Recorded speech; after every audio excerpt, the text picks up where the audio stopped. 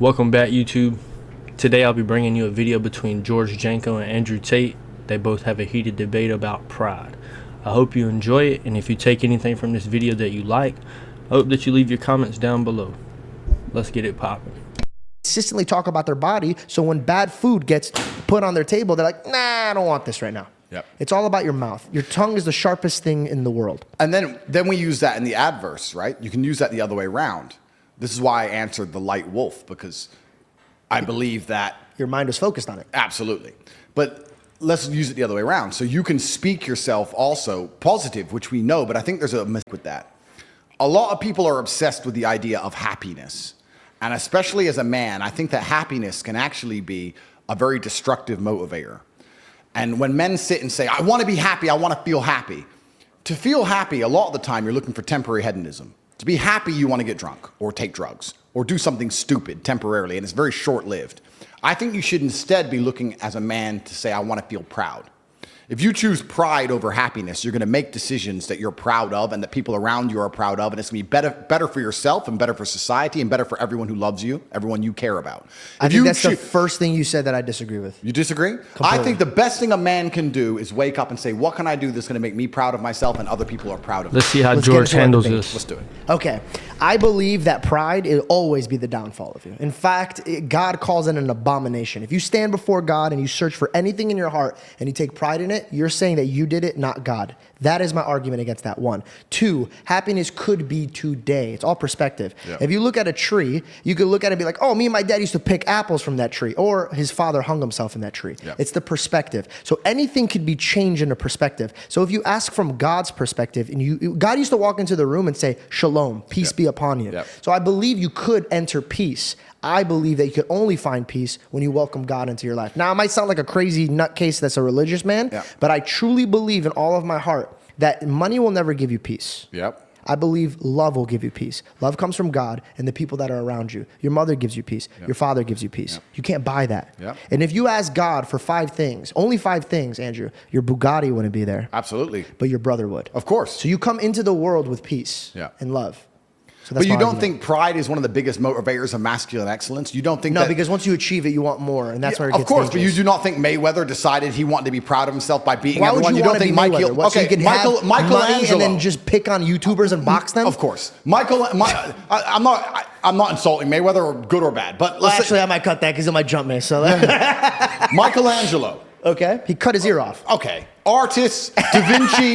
What I'm saying is some of the most beautiful works of art, some of the most gorgeous cathedrals, some of the most beautiful churches you will ever lay your eyes on were done because a man felt proud of his work. Feeling pride in yourself. But what happened to that man? Being of course, but being prideful. So you're looking at the art and you're trying, that's pride. You want everybody to take pride into you. But guess what, Andrew? Right now, if you died, regardless of all the work you've done, regardless of all of everything that you put in, I'm a better man, Reed's a better man, DaVinci's a better man.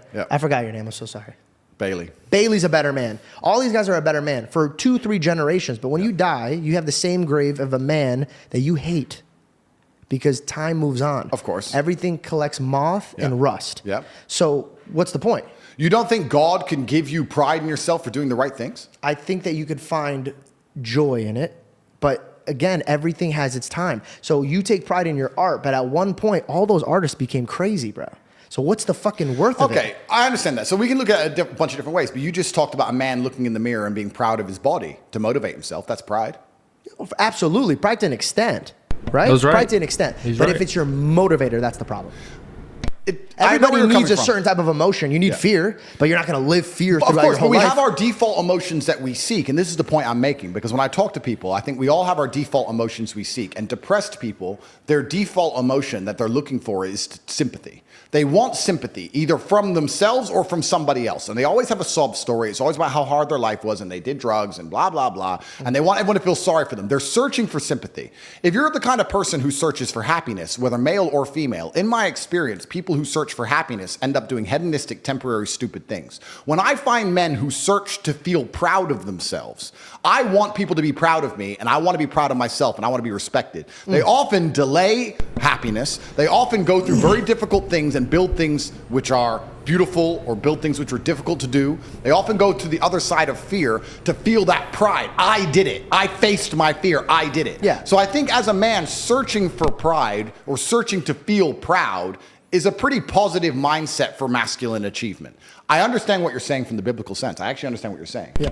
And I think that what he's explaining here is working with intent. I think that's what that is. But I completely agree with Andrew here. I also agree with George. But let's keep going. But I just say, if you were to take a man and say, how would you make your parents, your girlfriend, and yourself proud of you? I agree. I just don't want it to be the driving vehicle. And that's the only thing I care about. I just don't want it to be the driving vehicle, right? And then I have to sit here and analyze myself. Is pride the driving vehicle for me? Like, why do I even... 100% Why do I even do what I do? Like, do I feel proud of myself when I awaken people to how the matrix works? Well, yes.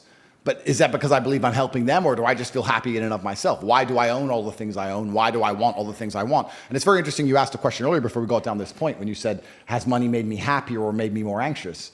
And the answer to that is both.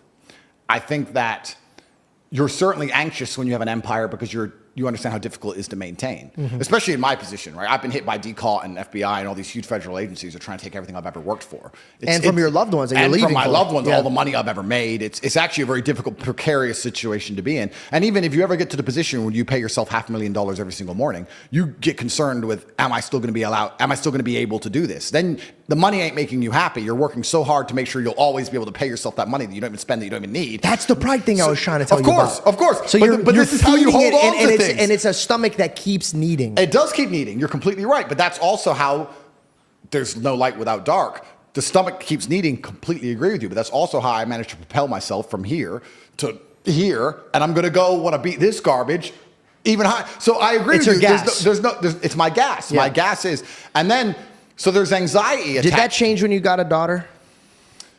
I think in some ways it got worse because there's anxiety attached to my money. But the true happiness that I get from my money is the fact that I can give people I care about anything I want. You could set them free. I can set them There you free. go. Yeah. So Set them I said free. this even to a girl I was dating. I said, you're happy all the time.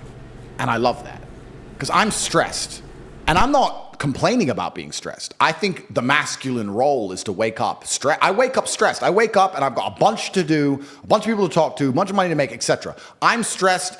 I'm not miserable, but I'm certainly concerned all of the time. I'm focused all of the time. I'm always busy. I have a lot going on. I'm never relaxed. I'm never at peace. That's not who I am as a person. Do you think people confuse stress with depression? I think so. And I think that you're supposed to be stressed. And That's what I'm I saying. can- So maybe they feel what you're feeling, but you've said that it's stress, which is good. You need stress. You need to have your back up against the wall, or you're going to be a lazy fuck. Or you won't do anything. Yes. I completely agree right there. I think pressure builds diamonds, or makes pipes burst, and well, you'll feel it, and whatever it makes of it will make of you, and whatever you go through, you're growing through. So I think Andrew Tate was dead on the money here in his rebuttals against George. I also think George was right in his rebuttals to Andrew, and I think Andrew left with a piece of knowledge or a mustard seed of faith that he's going to be thinking about. If you like this video, please give me a comment, a like, and some subscribe. Make sure you turn that bell on for the notifications anytime I make a post video and or go live so you don't miss anything I do.